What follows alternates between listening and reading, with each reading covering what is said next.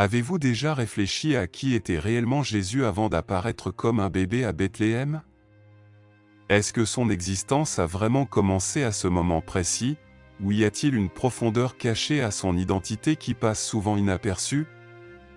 Ce que nous sommes sur le point de révéler pourrait non seulement piquer votre curiosité, mais aussi transformer votre compréhension des Écritures et de l'essence même de Jésus. Et si cette question vous intrigue et que vous souhaitez découvrir encore plus de révélations fascinantes sur Jésus, abonnez-vous à notre chaîne Mystère Divin dès maintenant. N'oubliez pas de cliquer sur le bouton j'aime pour soutenir notre travail, laissez un commentaire pour partager vos réflexions et n'hésitez pas à partager cette vidéo avec vos amis afin que plus de personnes puissent connaître la vérité divine. Ensemble, répandons la parole de Dieu, mais revenons au sujet central de cette vidéo, Jésus. Depuis toujours, des questions fascinantes ont été posées à son sujet. Qui était-il réellement? D'où venait-il? Et surtout, que faisait-il avant sa vie terrestre? Bien que certaines réponses soient données dans les Écritures, il reste des vérités profondes que peu osent explorer. Préparez-vous à un voyage qui connectera des points souvent ignorés et qui pourrait changer votre perspective à jamais. Commençons par un aspect fondamental, le nom de Jésus. Le mot Jésus vient du grec Jésus, lui-même dérivé de l'hébreu Yeshua, signifiant le Seigneur et salut. Mais voici la surprise, Jésus n'a pas commencé à exister la nuit où il est né à Bethléem. La Bible nous révèle clairement que son existence précède ce moment historique.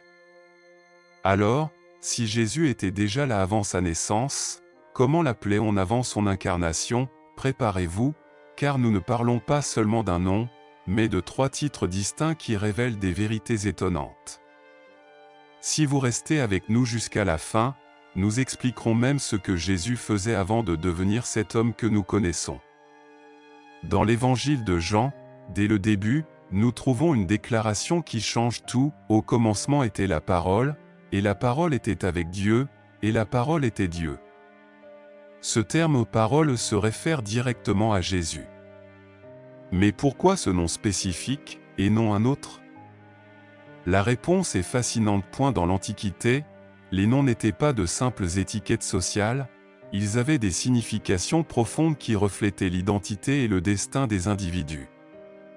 Le fait que Jésus soit appelé parole a une signification puissante, il est la manifestation vivante de la vérité divine, la personnification du message de Dieu qui révèle sa volonté à l'humanité. Pour bien comprendre cela, il faut explorer 2 termes grecs majeurs utilisés dans le Nouveau Testament pour décrire la parole de Dieu, Rhéma et Logo. Ces mots, bien que traduits de manière similaire, portent des significations distinctes et complémentaires. Le terme Rhéma désigne une parole prononcée, un message direct et spécifique de Dieu. Un exemple classique se trouve dans l'annonce de l'ange Gabriel à Marie, où il lui déclare qu'elle concevra le Fils de Dieu. Marie, en entendant cette parole, répond par la foi, « Qu'il me soit fait selon ta parole ». En revanche, Logo possède une portée bien plus vaste. Ce n'est pas simplement une parole isolée, mais le message complet, le plan éternel de Dieu.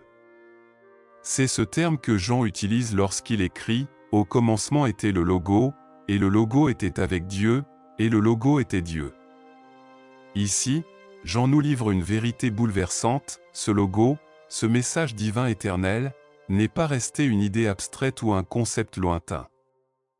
Il s'est fait chair et a habité parmi nous sous la forme de Jésus de Nazareth. Imaginez un instant, vous êtes-vous déjà senti déconnecté de Dieu? Peut-être qu'il vous semble distant, inaccessible, voire silencieux. Si vous avez ressenti cela, sachez que vous n'êtes pas seul. Cela a traversé l'esprit de nombreuses générations avant nous. Tout au long de l'histoire, Dieu a envoyé des prophètes, des signes, des avertissements, mais beaucoup se sentaient incapables de voir ou d'entendre Dieu directement. C'est dans ce contexte de distance et d'incertitude qu'un événement inimaginable s'est produit. Dieu a fait l'impensable, au lieu d'envoyer un autre message, il a transformé le message en une personne. Jésus-Christ est venu parmi nous, apportant la vérité éternelle sous une forme humaine, pour que nous puissions la toucher, la voir, et la comprendre d'une manière vivante et tangible. Lorsque Jésus a marché parmi nous, il n'a pas seulement donné des enseignements, mais il a révélé la nature même de Dieu de manière vivante. Comme il l'a dit dans Jean 14:9, « Celui qui m'a vu a vu le Père ». Jésus n'était plus une simple idée lointaine ou une manifestation abstraite de la divinité.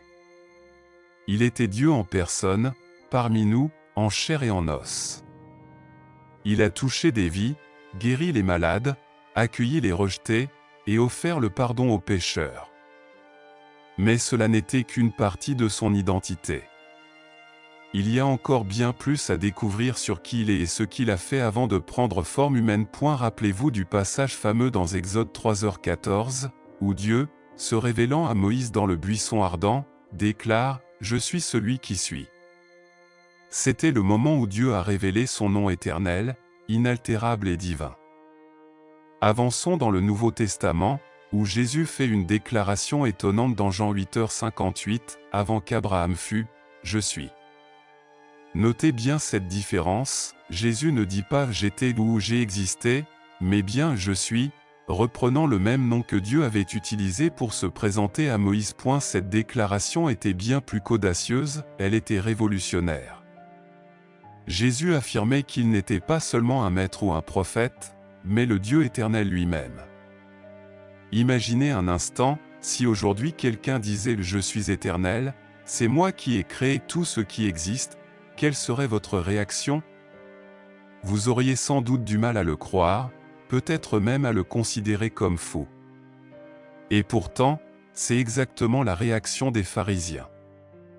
Ils comprenaient parfaitement ce que Jésus voulait dire, et cela les mit en colère. Dans leur culture, une telle déclaration était considérée comme un blasphème grave, un crime passible de mort. Les pharisiens ne se sont pas contentés de s'indigner, ils ont pris une décision. Jésus devait être éliminé. Cependant, ce n'était pas la seule fois où Jésus a utilisé l'expression « je suis ». Tout au long de l'évangile de Jean, il fait plusieurs déclarations puissantes en utilisant ces mots « Je suis le pain de vie »,« Je suis la lumière du monde »,« Je suis la résurrection et la vie ». Chaque fois, il ne pointait pas seulement vers son pouvoir et son autorité, mais mettait en évidence sa relation intime avec le Père et son rôle de sauveur de l'humanité. Même face à cette opposition farouche, les pharisiens n'ont pas réussi à arrêter Jésus jusqu'à ce que le moment divinement prévu arrive. Lorsque le temps du sacrifice est finalement venu, Jésus ne s'est pas laissé vaincre, il s'est rendu volontairement.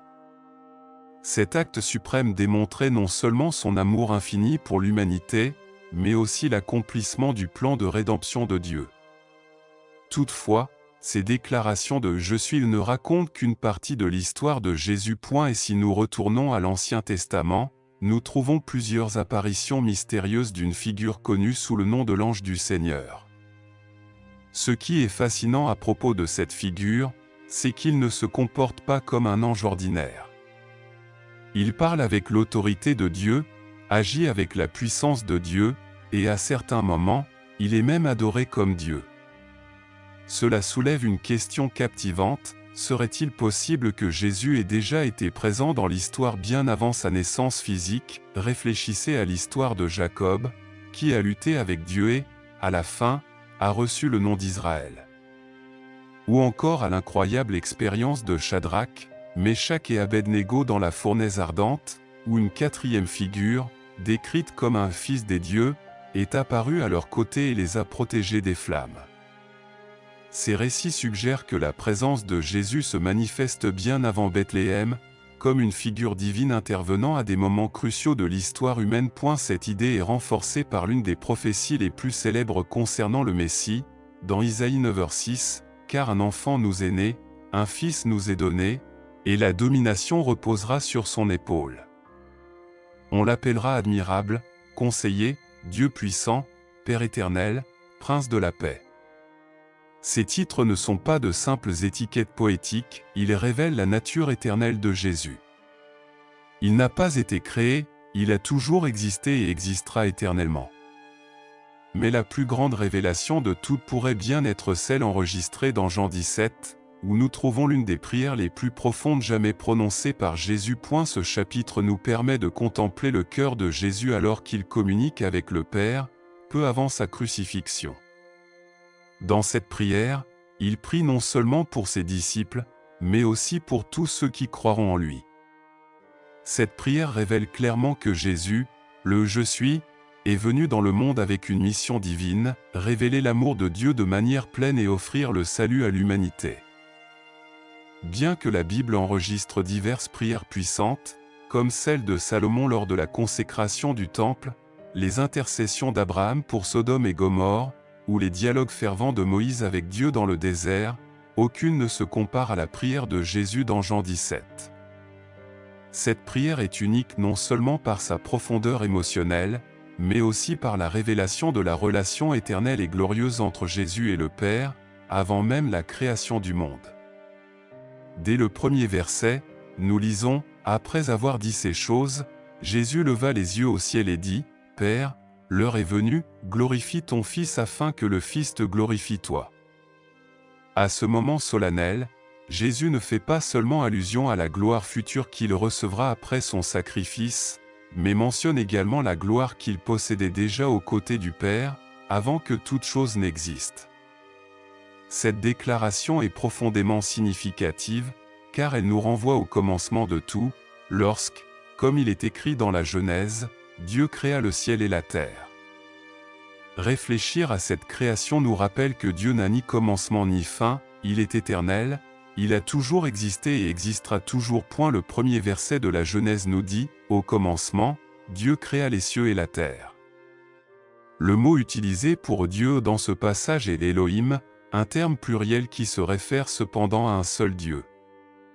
Cette utilisation particulière nous donne déjà un indice important, Dieu est une unité composée, ce qui théologiquement pointe vers la Trinité, le Père, le Fils et le Saint-Esprit, coexistant depuis l'éternité.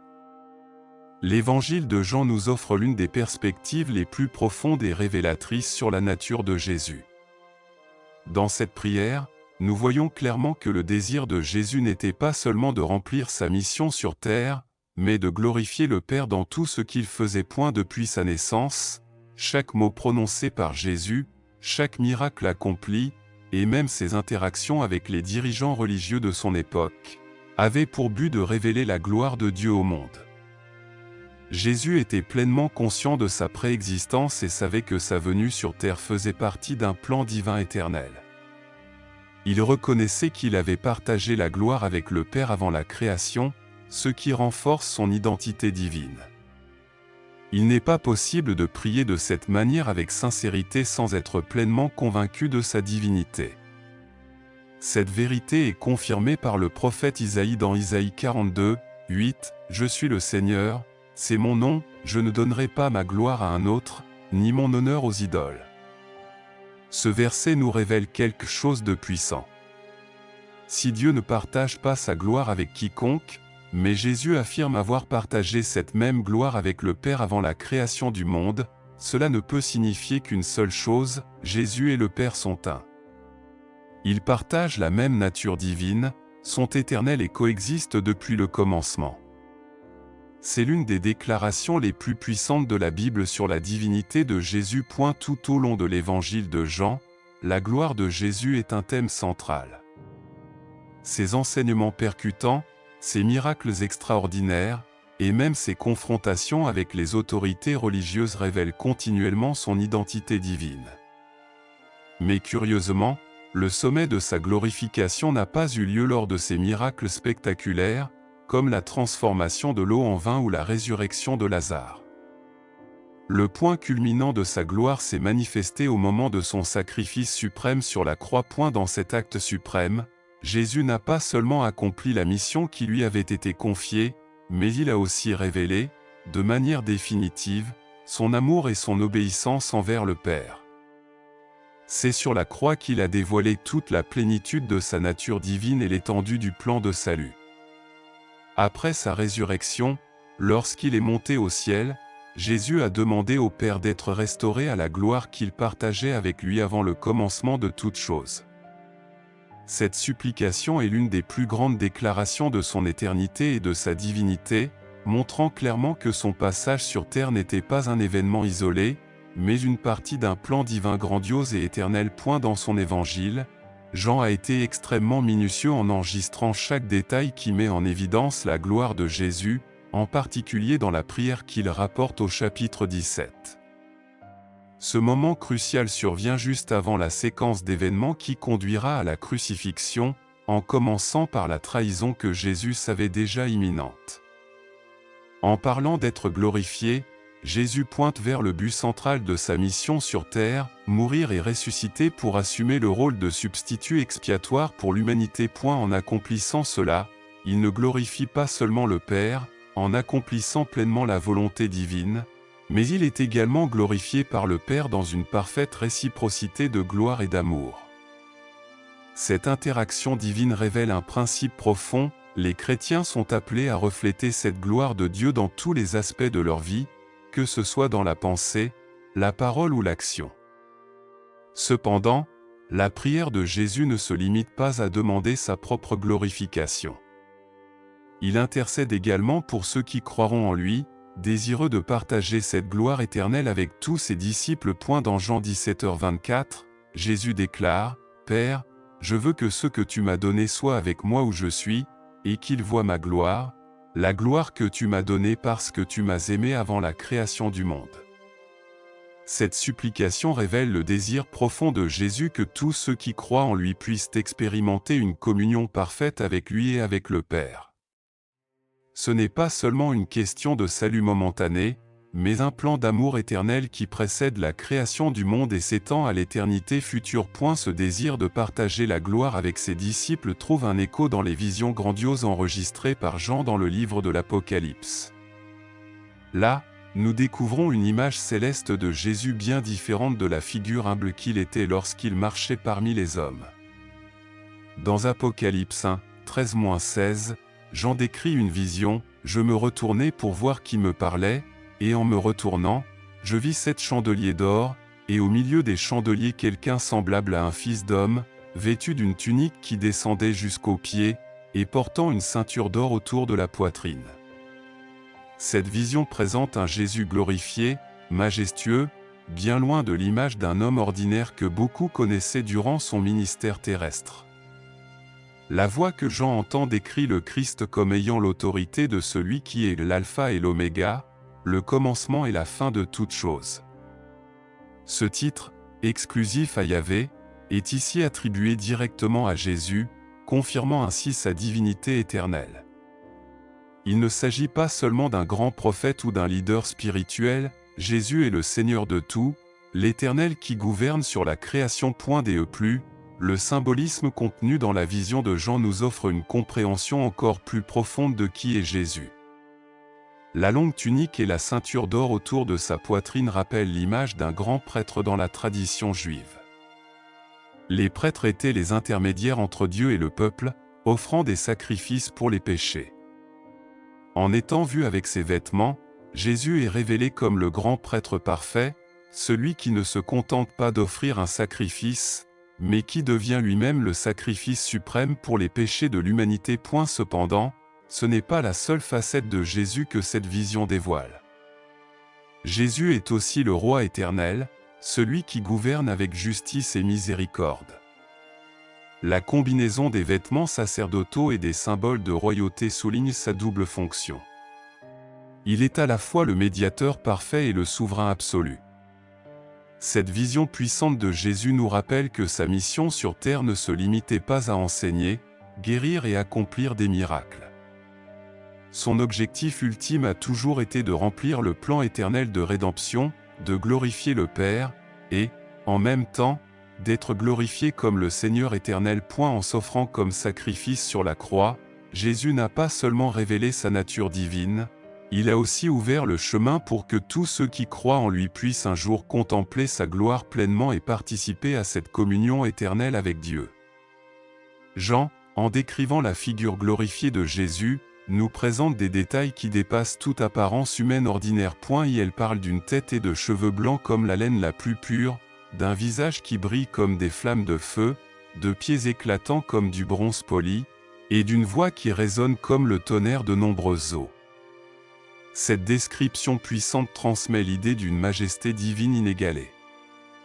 Les yeux de feu symbolisent non seulement la capacité de voir, mais aussi de pénétrer profondément dans chaque âme, révélant et jugeant avec une justice parfaite. Ce genre de vision nous rappelle des descriptions similaires trouvées dans l'Ancien Testament, comme dans les livres de Daniel et d'Ézéchiel, où des êtres célestes et divins sont présentés avec des caractéristiques surnaturelles et impressionnantes. Cependant, ce qui distingue Jésus de tous les autres êtres célestes décrits dans la Bible, c'est que sa gloire dépasse de loin celle de tout ange ou créature. Tandis que les anges sont des messagers de Dieu, Jésus est le Dieu incarné. Son visage qui brille comme le soleil dans toute sa splendeur reflète la gloire suprême du Créateur. Cette image glorieuse nous rappelle que Jésus n'est pas seulement un être puissant du royaume spirituel, il est le Seigneur digne de toute adoration et de toute louange. En ayant cette vision céleste, Jean, submergé par l'impact et la gloire du Christ, est tombé à ses pieds comme mort. L'expérience a été tellement écrasante qu'il ne pouvait se tenir debout devant une telle majesté. Mais dans un geste de compassion divine, Jésus le touche et lui dit « Ne crains point, je suis le premier et le dernier ». Ces paroles n'étaient pas seulement un réconfort momentané, mais une affirmation de la divinité éternelle de Jésus. Il n'est pas un être créé, mais l'alpha et l'oméga, celui qui existe depuis l'éternité et qui régnera à jamais. Dans Apocalypse 1h18, Jésus continue « Je suis celui qui vit, j'ai été mort, et voici, je vis pour les siècles des siècles. J'ai les clés de la mort et du séjour des morts. » Cette déclaration nous donne la certitude que la victoire de Jésus sur la mort est définitive. Il n'a pas seulement ressuscité, il vit éternellement, et sa résurrection garantit qu'il possède une autorité totale sur la vie et la mort. En affirmant qu'il a les clés de l'Hadès, Jésus déclare qu'il contrôle le destin éternel de tous les êtres humains. Aucune autre force, qu'elle soit terrestre ou spirituelle, n'a de pouvoir sur le destin final des âmes. Lui seul, qui a vaincu la mort, possède cette autorité suprême. Cette affirmation nous confronte également à une vérité fondamentale, la mort n'est pas la fin. Beaucoup croient que tout se termine avec la mort physique, mais Jésus nous montre qu'il y a quelque chose de bien plus grand au-delà. Ceux qui placent leur confiance en lui ont la garantie de la vie éternelle, car il détient les clés qui ouvrent et ferment le royaume des morts. C'est l'accomplissement parfait de sa mission rédemptrice, offrir le salut et la vie éternelle à tous ceux qui croient en lui. Le terme « apocalypse », qui signifie « révélation » ou « exposition », nous rappelle que l'objectif principal de ce livre est de révéler la personne de Jésus-Christ dans sa gloire. Ce n'est pas seulement un récit d'événements futurs, mais une exposition de l'identité et de la majesté de Jésus, qui transcende le temps et l'histoire. Beaucoup voient Jésus seulement comme une figure historique du passé, quelqu'un dont les exploits grandioses sont admirés, mais qui n'a pas d'impact réel sur leur vie actuelle. Cependant, la révélation de l'Apocalypse nous montre que Jésus est bien plus que cela. Il est vivant, actif, et gouverne sur toute chose, tant dans le présent que dans le futur. Le célèbre prédicateur Charles Spurgeon a souligné que Dieu a donné cette révélation pour montrer à ses serviteurs ce qui est à venir, afin qu'ils puissent se préparer et vivre dans une attente vigilante. Il ne s'agit pas seulement d'un livre prophétique avec des visions effrayantes, mais d'un message divin qui doit être pris au sérieux. Certains préfèrent ignorer l'avenir, pensant qu'il vaut mieux ne pas se préoccuper de ce qui n'est pas encore arrivé. Cependant, si Dieu a révélé ces vérités, il y a certainement un but à les connaître et à les considérer dans notre marche spirituelle. En plus de l'Apocalypse, le livre de Daniel offre également des visions prophétiques importantes qui pointent vers les mêmes événements et la même gloire du Christ. Daniel, tout comme Jean, a eu des visions qui révélaient la souveraineté de Dieu sur les royaumes et sur l'avenir de l'humanité. Ces prophéties nous rappellent que Dieu n'est pas un spectateur passif de l'histoire, mais l'auteur souverain qui conduit tout selon son plan éternel. Et ainsi, Nous arrivons à la fin de notre vidéo d'aujourd'hui. Nous espérons que la révélation sur Jésus et sa gloire a touché votre cœur et vous a inspiré autant qu'elle a inspiré ceux qui ont écrit ces visions. Que pensez-vous de tout ce que nous avons appris aujourd'hui? Nous serions ravis de connaître votre opinion. Laissez votre commentaire ci-dessous et racontez-nous quelle partie de cette vidéo vous a le plus marqué. Et si vous avez aimé cette vidéo, n'oubliez pas de la liker et de vous abonner à la chaîne pour continuer à suivre nos contenus. Ainsi, vous ne manquerez aucune de nos prochaines révélations. Merci beaucoup de nous avoir suivis jusqu'ici. Nous nous retrouvons dans la prochaine vidéo.